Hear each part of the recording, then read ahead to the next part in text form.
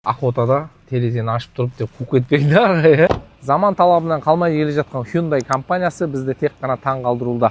Назарларыңызда Hyundai Porter 2024 жылғы Double Cab, яғни ұзартылған кузовпен.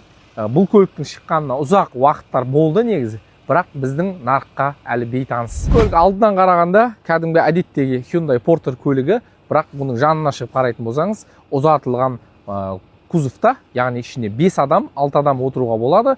Нағыз фермерлік нұсқада жасалынған көлік, ауыл шаруашылық немесе диқаншылықпен айналысатын, немесе мал шаруашылықпен кез келген салаға арналған ыңғайлап жасалынған көлік, және арқасында 1 тонналық бортымен. Бұрында бұлай кілтпен оталатын еді, қазір міне пуш-стартқа көшіп кеткен. Және тағы айтатын нәрсе, бұл полосаны ұстау, яғни жолда жүрген кезде жолдың жолақтан шығып кетпейтін барлық мүмкіндік, яғни қауіпсіздік шаралары іске асқан сатылық автомат коробка. Бұрынғылары тек қана механикада шыққан, қазір автомат коробка.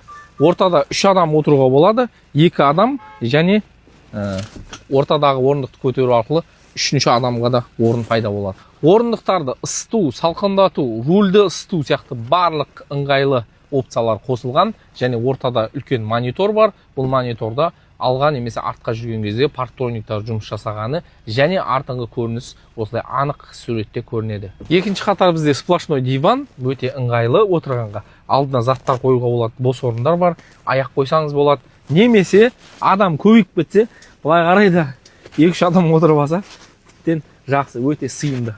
Артқы баллондар 2 сатылы және осылай ыңғайлы бортта жасалған. Борттың жүк көтергіш көлемі заводской 1 тонна дегенімен ресор қою арқылы 5-6 тоннаға дейін көтере аласыз. Мен әрдайым айтам, неге десеңіз, өзіміздің басымыздан практически өткен, яғни пияз, чеснок тасыған кезде осыған 200 қап, 250 қапқа дейін жай артылады. Біздің нарықтағы тұтынушыларға айтарымыз, осындай Hyundai Porter Double Cab, яғни осындай фермер тәріздес көліктерді тапсырыс берсеңіздер болады. Бұл өте ауыл шаруашылығына да ыңғайлы, егін дейсіз ба, мал шаруашылығы, кез келген қаладағы кәсіп түрлеріне де, тіпті жеңіл машина есебінде де күнделікті тұтыныста қолданса болады. Тапсырыс беріңіздер. Барлығыңызға ассаламу алейкум.